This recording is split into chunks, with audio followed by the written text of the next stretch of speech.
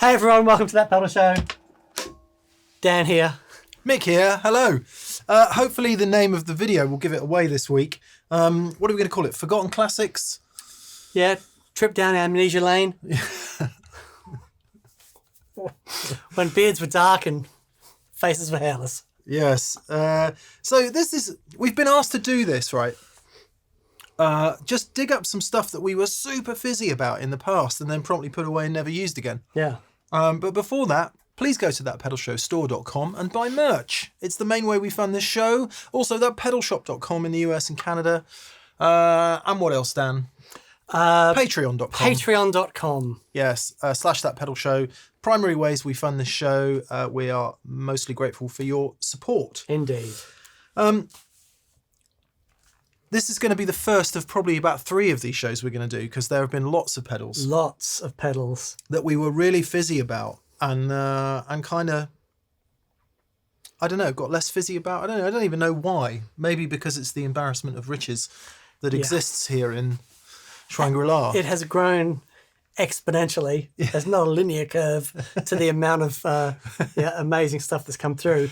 But in the early days, you know, these things came along and bowled us over. Yeah, I think probably, I don't know, I think we should probably start. Should we start with the Muffroom Cloud or the Carpe Diem? I can't remember which came first. I think the Muffroom Cloud came first. No, that was the first pedal we did as like a TPS. Special edition. Special edition was the Muffroom Cloud. With Thorpy. So in the early days of TPS, we started doing special editions of pedals with people, which we still do. If we, fell in love with something so much and they were up for it, we would do a special run. Thorpy has since renamed this the Fallout Cloud. Indeed. To avoid any legal to and fro with electro-harmonics. You don't want to get tangled up with Mike with that stuff. Who fiercely protect anything to do with fuzzes and the word muff. Yeah. So, but this was an original one, Muffroom Cloud, one of the original TPS signature, or at least limited edition ones. And it is, we're going to just go through them all in order, aren't we? And yeah. We've dug up the old guitars. Yeah. You haven't seen this for a while. Dear Old Blue. Dear Old Blue. It's lovely to see her again. Yeah, I had a bit of a fight with it this morning because it had some awful pickups in it from the last time we used it. So I've put in something different. These are some Abigail. No, they are Josephina Ybarra. I don't know, some Fender custom shop pickups, right, which are less woolly sounding than the Seymour Duncans that were in it before. Okay. And it's nice to see red. We see red a lot, but we do. It's kind of right that we see red. Yeah, it's still my thing. And if you're new to the channel, these are the guitars that Dan and I kind of played from day one on that pedal show. Yeah, they became the TPS guitars and will always be the TPS guitars, I guess. Yeah. Okay, so Muffroom Cloud then. So it's a take on a big muff. Yeah.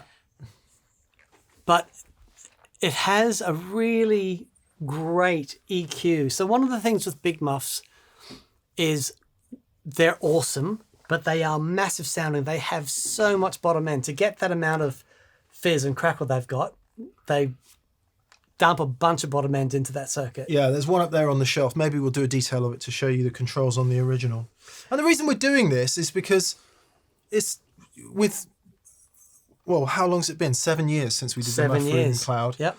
With the knowledge that we've gained in that time, with the way we do things now, with different amps, with all of that, are we as fizzy as we were 7 years ago. Is it still? Is it even possible? Yeah, there you go. Come on then, let's have a listen to the old Muffroom Cloud then. So the amps we're using, I wonder what the settings are. Matchless and 2-Rock, just a couple of old beaten up things we found lying around. They're mine and Dan's very favourite amps in the whole world ever. Indeed. And they're just both on together.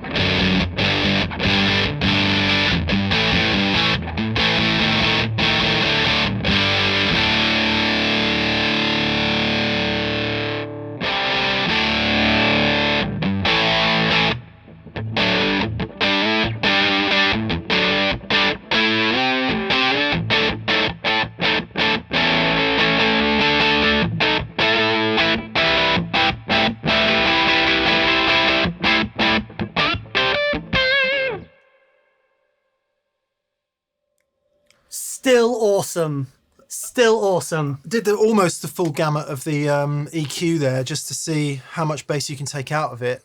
As he said, both the problem and the most wonderful thing about the Big Muff is the amount of bottom end it's got. Absolutely. And this is what drew us to this pedal straight away.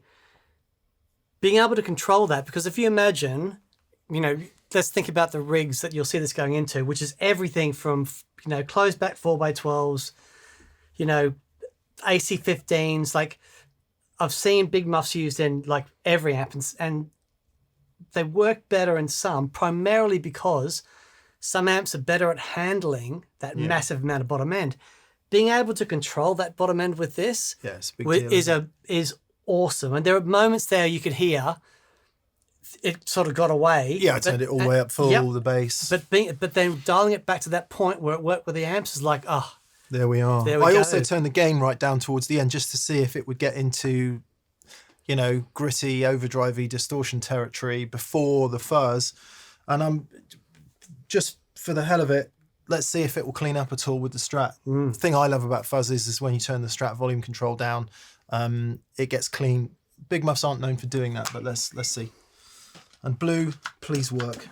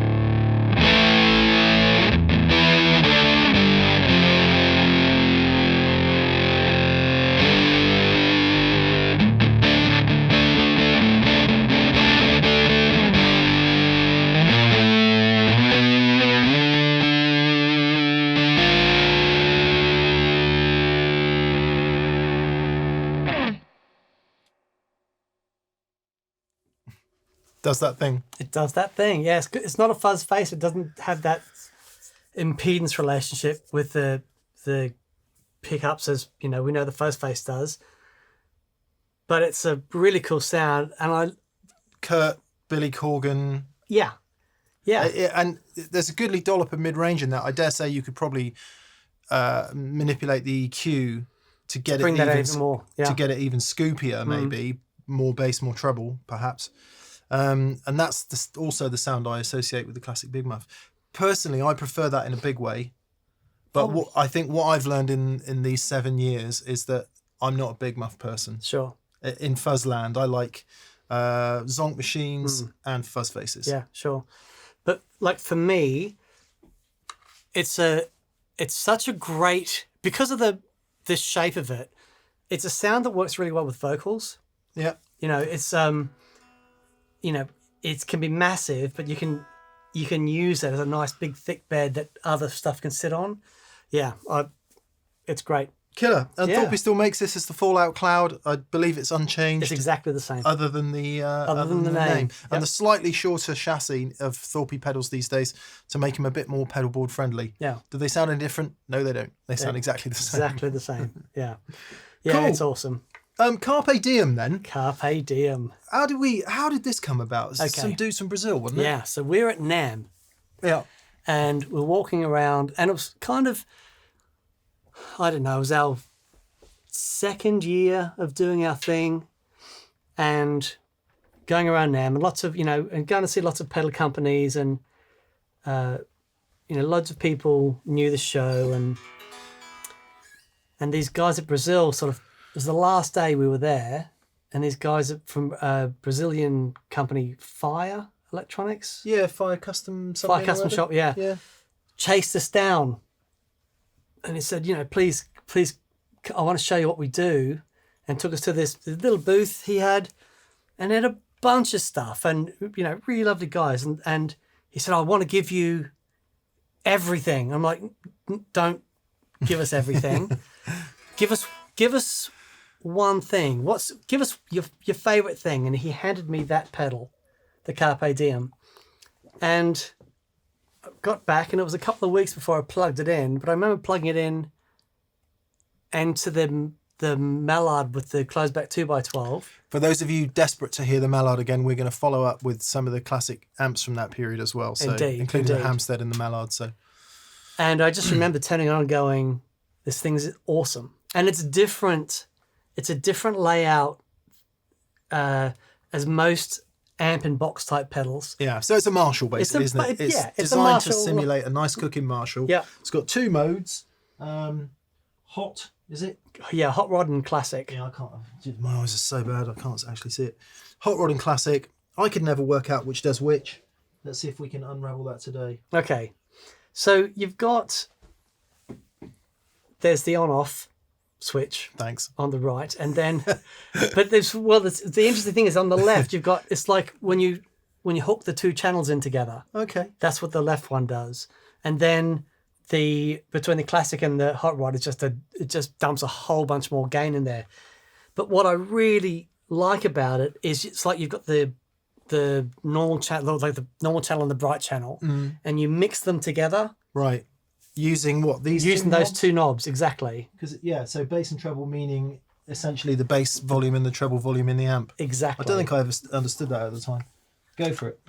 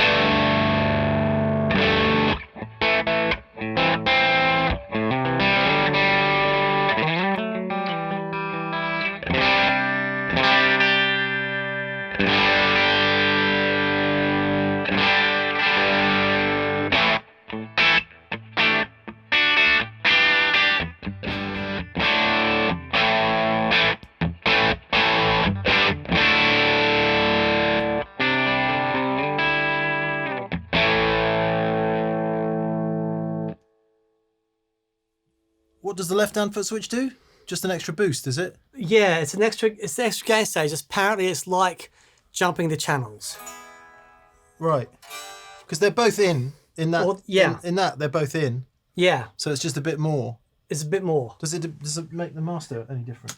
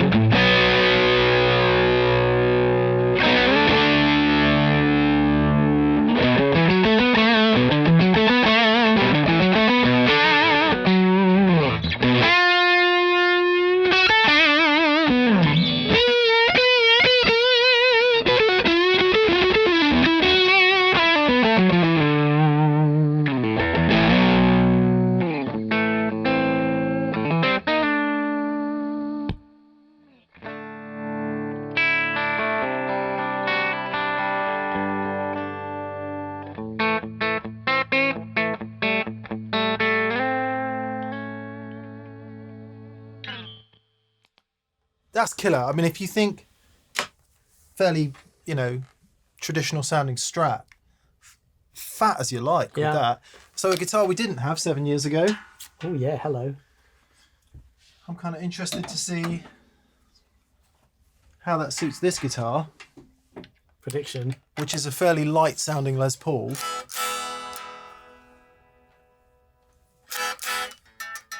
Which may or may not be in tune. So we're in the low gain mode. Mm-hmm.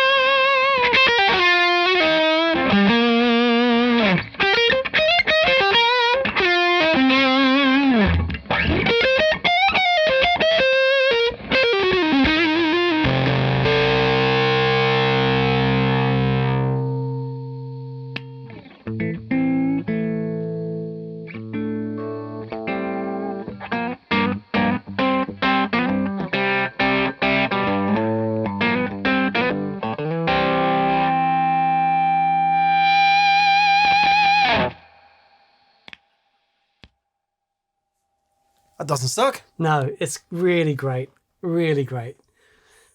Yeah. I plugged it in a month ago because I haven't played it for years and years. And I was at home and I had one of the TPS ones at home. So it's been a while. I plugged it in. It's like, oh man, this thing is epic. It's Yeah. quite often in these sorts of pedals where we had the Sakalis Audio Room 40, which is one of my favourite Marshall in a Box type pedals, JHS Angry or the AT version actually, the JHS and Andy Simmons version of the Angry Charlie is one of our favourites as well. What I found with a lot of them is maybe you'll prefer the low gain mode or maybe you prefer the high gain mode, and one of them feels a bit compromised. That is absolutely killer in both modes. Yep. And that EQ is so flexible again, that being able to mix in that bass side and just finding exactly the right point where it just sort of integrates into the amps. Yeah, it's just sits right. Magic. And as you heard there, just coaxes this Leicester right into feedback exactly where you want it. Yeah. Just that perfect little point of mid-frequency happenings. Man, I'm getting all nostalgic. Yeah. It is interesting, isn't it? Because all these years pass and we maybe assume that things are always being improved and bettered and bettered and bettered. Yeah. And at this point in time, maybe that's not necessarily the case. And hearing it in this room as well. Yeah. As opposed to the cupboard. Yeah. I predict that's going to make an appearance a bit more regularly. Yeah. Yeah, it's great. It's really I hope great. Fire Custom Shop is still in existence and still making pedals and stuff. Don't know. We haven't. I don't know. I'll Haven't have been to in have a contact look. for a long time, but groovy. What next, Daniel? Let's do the Colordriver. Okay. So our mate Ted. Hello, Teddy. So over at Tru-Fi, Ted has been knocking it out of the park since he entered the pedal market. And the thing that really put him on the map was his version of the Colordriver. Well, the color boost. Color boost stroke overdriver, as it was in the exactly. States. We did a show on it, didn't we? We did. Back in the day. We'll put the reference on the screen so you can see what that was. A much misunderstood overdrive pedal. Yeah, and arguably the first overdrive pedal. You know, okay. like if it's not the first, it's one of the very, very early ones. But it's a really simple circuit, but you know, it made its way onto like players like David Gilmour and Jeff Beck, the late wonderful Jeff Beck, and you know, a lot of really key players in those days. Yeah, there you go. That was a version of it. Yeah, the power boost, and it's an astonishing sounding thing. Later, they would have so bass, treble, and volume, and it would break up when the volume was turned up. Yeah. And it was pushing into the front of people's amplifiers and making the amplifier react as awesome. But to get the pedal itself to distort, you'd have to have it way it loud, and there's like 20 times unity gain. So then later you would have a master volume mod, and that's what Teddy's done to the Colordriver. The circuit is like bang on for like an original color boost, but with the master volume on the side. Yeah. And when we heard it was like, yeah, this is magic. It's got that pedal show emblem on it because we did. Teddy sent us some with pedal show on. We did talk about doing a special edition, but we never quite got round to it for reasons I don't necessarily understand. But here's why it's misunderstood then. So we'll turn the drive down to 0 and we'll just turn the volume all the way up. Yep. If you play away then, Daniel.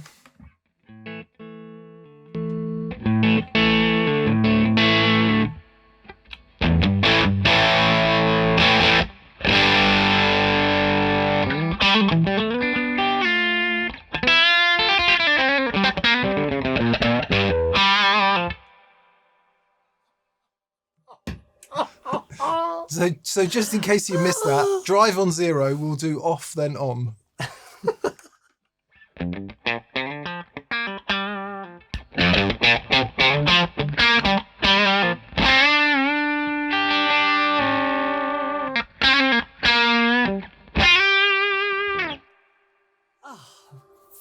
Far out, man. That is so good. I'll turn the drive control up and you'll see what happens.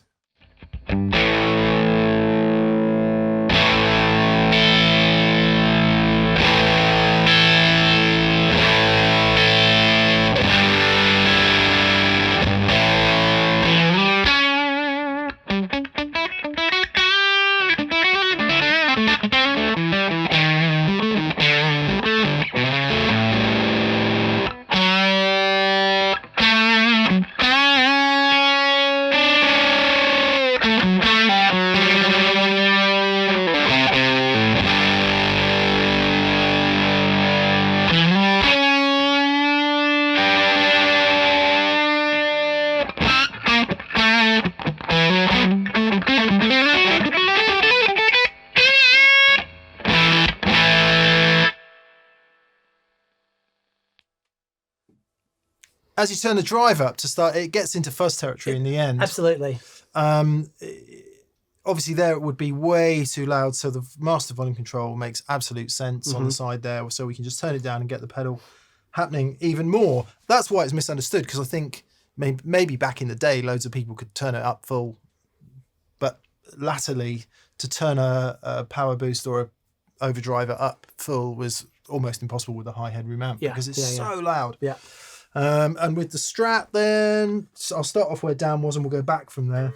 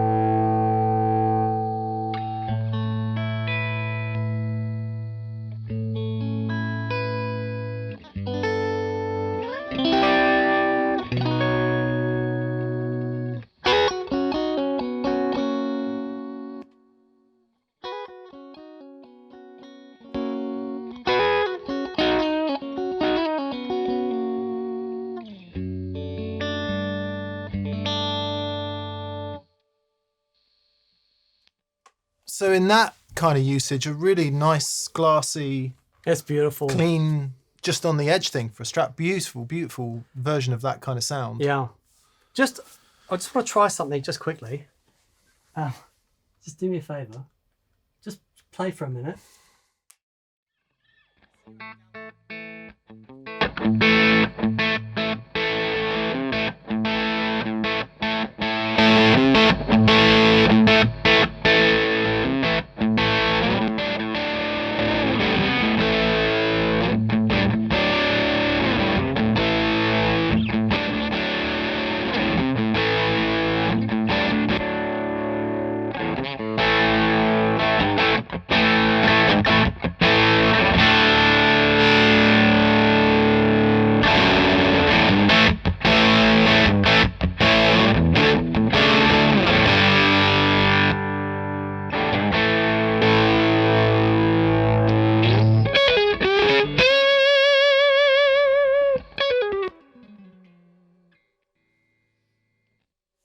That, as a boost, you know, post gain, it's pretty magic. It's pretty magic. Certainly magic into amps that are giving up a bit as well. So into a Marshall, or indeed an Orange. Vox High watts. might be harder work, but high watts, yeah. Famous user was Davey G, didn't he? David Gilmour used one of the original versions. Really cool. Very, very Really cool. properly cool. And as we said, with the addition of that master volume control, makes it usable across a wider range of gain, as opposed to having to crank it and do your amp in. Yeah. Yeah. There we go. I don't mean actually do your amp in. It's not going to harm your amp, but like your amp's going to be going, oh, save me. Which might be exactly Which is what where you we want. like it. Yeah, That's yeah, where we yeah, like yeah. it. Yeah, fantastic. Yes, I mean, so far, 10 out of 10, isn't it? Yeah, I'd stick any of those. Well, maybe not the Muffroom Cloud because it's not my thing, but tonally, Yeah. it stands up to literally anything. Absolutely. Yeah. Love it. Okay, the Hartman. So I haven't used this, pulled this out for so long. I got this a long time ago, and I was looking for something to replace my Electric Mistress. And people have been saying, this is the one to get. And I grabbed it, and it's a really fabulous Electric Mistress type flanger. They don't make them anymore, but they do come up used every now and again. Yeah. I saw one at Coda not so long ago. Right, Yeah, it was pretty sensibly priced as well. right. Yeah, fabulous thing. And you know, you look inside and it's all made beautifully. So Hartman Analog Flanger.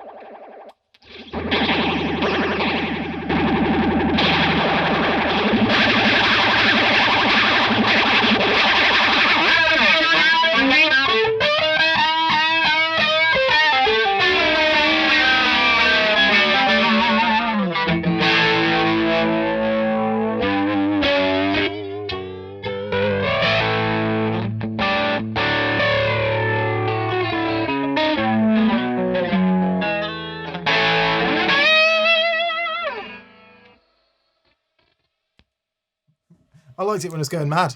Yeah. I was going to see if it would get into ring mod territory. Not quite. Yeah. But it does that EH thing so beautifully. It has the top end, but when you dial it back a little bit, it just gives you that push. And it's a classic Davy G sound, that, you know, the Electric Mistress thing. But there's something about that design that it doesn't have a whole heap of headroom. Yeah. And when you dig in, it sort of crunches a little bit. So that's what was overdriving the chips. Yeah. The Also, preamp in it. there is something that analog flangers do that Dan loves about analog flangers, the Electric Mistress in particular, his original 70s Electric Mistress. In the top end, it is very bright and there's plenty of treble and plenty of presence, but it never gets kind of, to use a technical term, Yeah. there's none of that. It's No. just lovely, lovely, lovely present treble Yeah. that only analog flangers do. And the more you hear, the more you realise that only analog flangers do that. Yeah, and I think that's the thing. I mean, there are some, you know, multi-do-it-all stuff, and they're really handy if you only need, you know, 1 or 2 sounds a night. But because the, you know, flanges especially are such a big part of the sound that I love, you know, it's like anything. When you really get into them, it's like, oh, the differences become, you know, really noticeable. And this was the first pedal that I could comfortably take my Mistress off the board and put on and get away with. Where is it in relation to the overdrives at the moment? At the moment, it's after, but we can hear it before. Dan prefers flanger before overdrive generally. Yeah. And it sounded like it'll do the jet plane thing. Oh, totally. Yeah, which the Mistress won't do. No. There we go. So when I was playing there, you heard it before, after overdrive. Now it's before overdrive, which you prefer. Yeah.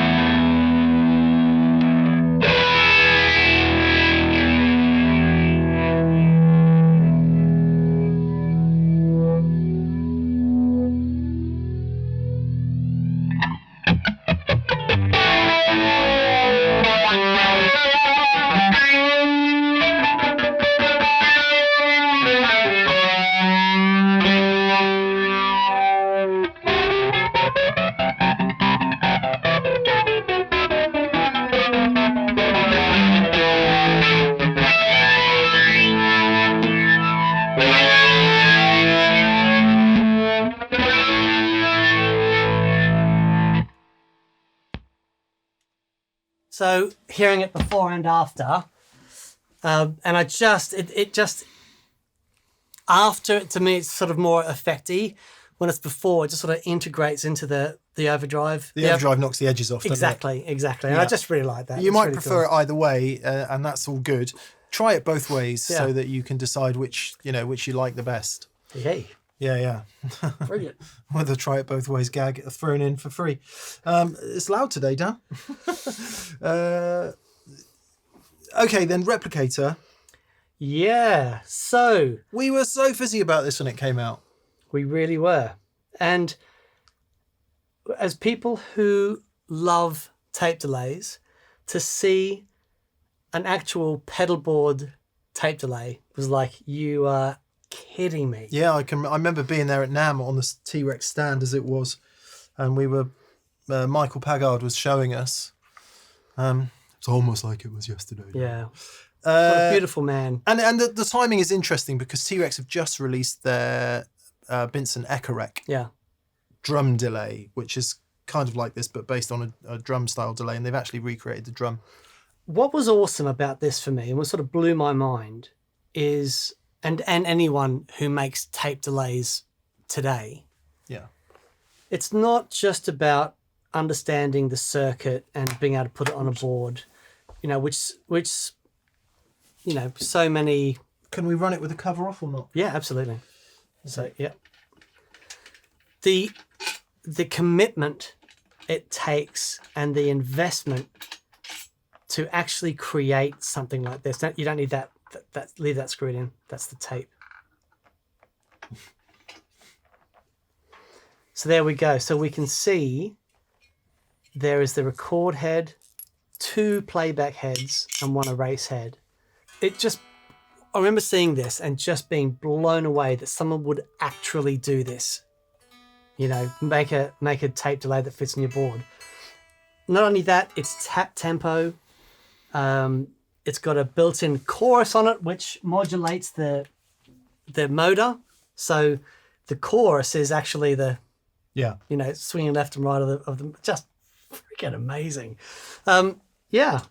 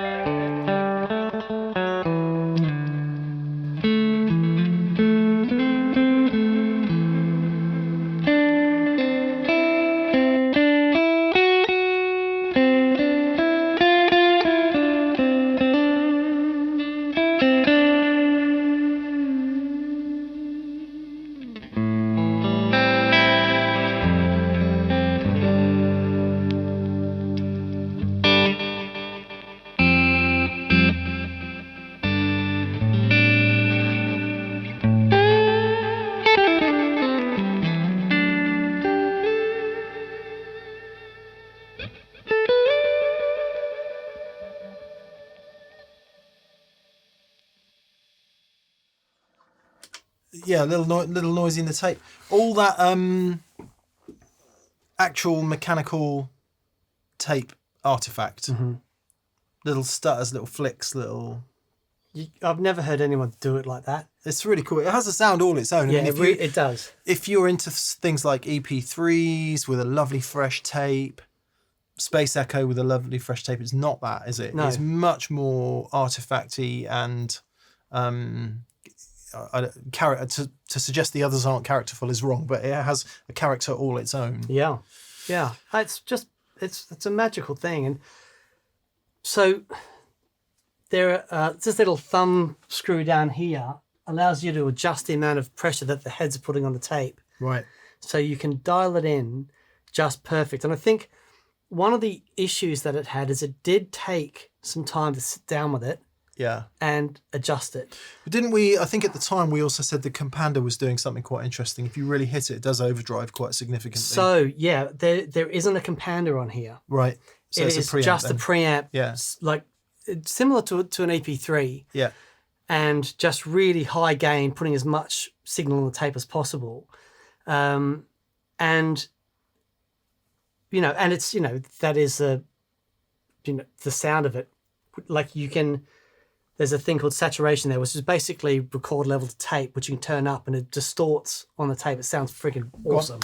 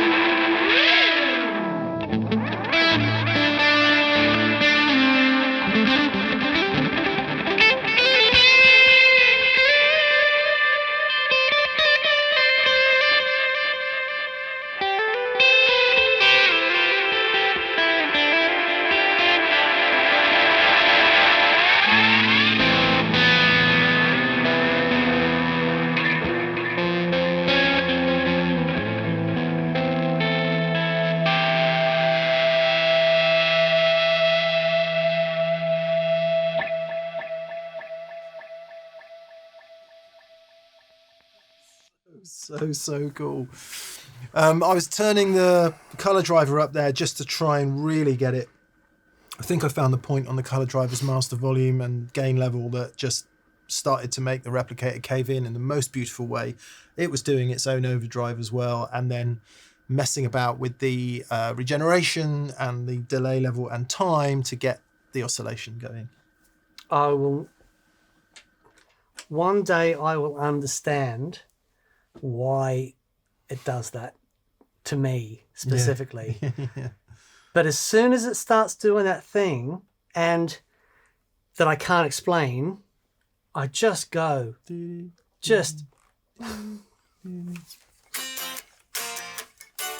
whatever the chords are. Yeah. But it's just, what is it? What is it about a tape machine and a tape echo that creates this sound that's just, I don't know.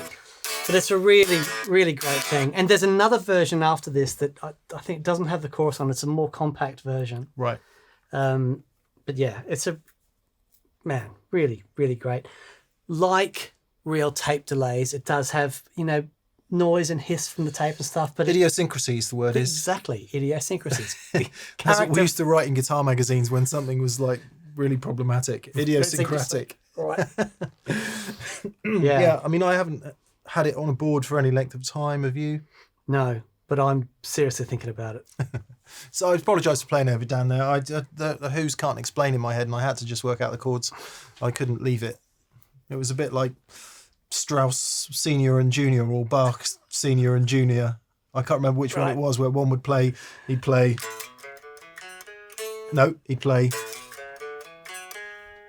And then leave the piano. And the other one would have to come down and go. Cool, awesome. I like that more than I did when we first saw it. Yeah, I think. Yeah, I think perhaps what that is as a point of personal development, a greater appreciation for the glue. Yeah, yeah, yeah. The stuff that binds it together, the idiosyncrasies, the little, what you might suggest would be a problem in a sort of perfect world actually is the thing that knits it together. I feel the same way about small amps these days. I Yeah, never used to like them. Yeah. Because they're too much extra stuff going on that I didn't want. And then you hear the thing recorded and then it makes sense. And I think that would sit in that world. Yeah, yeah. Really, really great. And hats off to T-Rex for actually doing it. Yeah, I don't even know if they're still available, but again... yeah, I'm not sure that they are, but it's still a magical thing that they did. And as a quick reminder, please send us the Echo Rig. Yeah, yeah, yeah. We might have to buy one at this rate, Dan. Yeah, I don't mind. Hang on. We might have to buy one. Saddy. All right, Neon Egg Planetarium. Neon Egg. Fraser, who used to work with us and has since gone on to... bigger and better things. Yeah, that's fair. Yeah. Proper serious production work. Hello, Fraser, if you ever watch this. I don't know if you do. He organised for this to arrive with us. It looks like a small jukebox stroke piano stroke bit of unusual outboard gear. Let me see if I can just tilt it back so that you can get a look at it on pedal cam. We will do some detail shots. Oh, okay. Then I won't touch it. Yeah. It's a delay and a reverb. And a compressor. Yeah. In stereo. The compressor will also function as a bus compressor if you want. If you've ever heard one of those awful dance records that does, everything goes with the bus compression. That's what that. Right. That's what does. Sorry, not awful. You might really like that kind of thing. It sounds awful to me, but anyway. This will do parallel bus compression as well. Yes. Very clever. But the delay and the reverb is the really super cool bit. We've got it hooked up in stereo, haven't we? We do. So this is a reminder to myself to produce the audio in stereo from here on out. It might be a bit different because the amps sound a bit different, but at least you'll get the left-right effect. Yeah. So what have we got? We got reverb here. Yeah. So that's reverb and delay on the left and compression on the right. Oh, okay. I sort of remember. Go for it. It's you. You.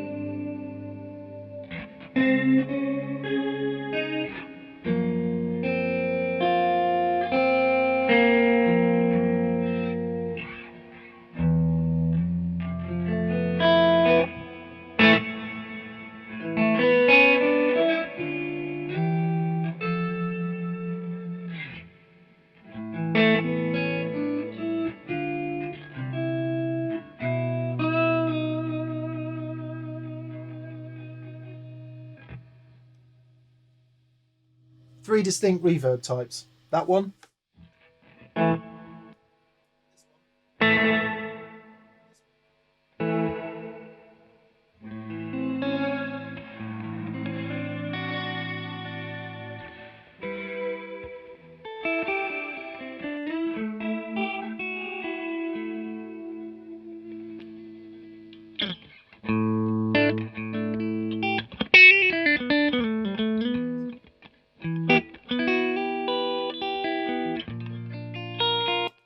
And then there's delay.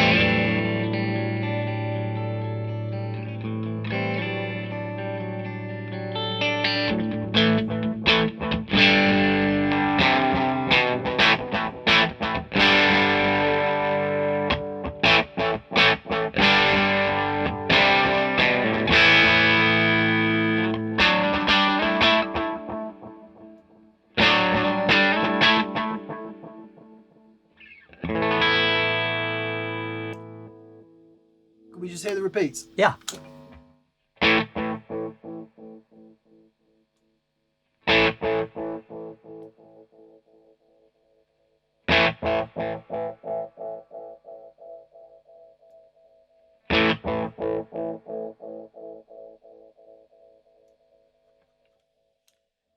You hear it sort of goes out of time between the left and right. It is so cool. So there's little pictures of a reel-to-reel tape and a cassette tape here. So presumably that's different sort of fidelities of tapes. Mm-hmm. And then whatever this button does. That's an EQ type thing of the repeats. So it filters the repeats. That is impossibly cool. Okay, before we hear it all together, let's have a listen to the compressor then. Level down.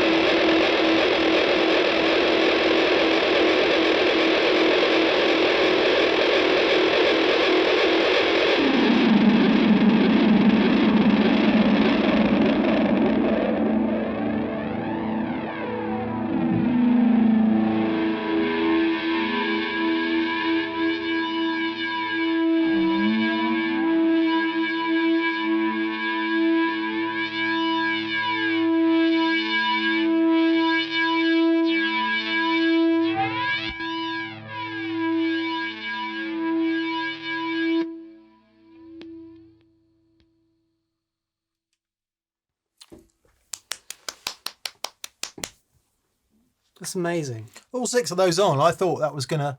I mean, it was a bit of a mess, but I thought that was just going to cave into nothing. Yeah. You still had some element of... Yeah. You I still had hold of the wheel just Yeah, about. yeah. Well, I still... Even with that cacophony, there was still a direction that I could sort of go in. It was far out, man. That planetarium is... Something else. something else. It's amazing. Absolutely brilliant. I flipping love the reverbs in it. Yeah. And the weirder it gets, the more I love it. Yeah. Totally as outboard. Yeah. I mean, it's a little bit of an odd format for on your pedal board. Yeah, but it's got foot switches on it. Yeah. Yeah, you can put your teas made next to it and... Yeah. Oh, so good. Yeah, wicked. Well, Yeah. no disappointment there, Dan. No. In fact, quite the opposite. Yeah, it's really just wonderful. Just wonderful. Yeah. I hope all of these things are still available. I think, apart from the Hartman, which we know isn't, maybe all the other things are still available. Would be great if they are. Happy days. Happy days indeed. Yeah. There we go. Brilliant. Thank you so much for watching. Please subscribe if you haven't already subscribed. A massive thank you to anyone that's gone to thatpedalshowstore.com and grabbed some merch. We've got pedals and t-shirts and hacks, and the new mugs are awesome. Yeah.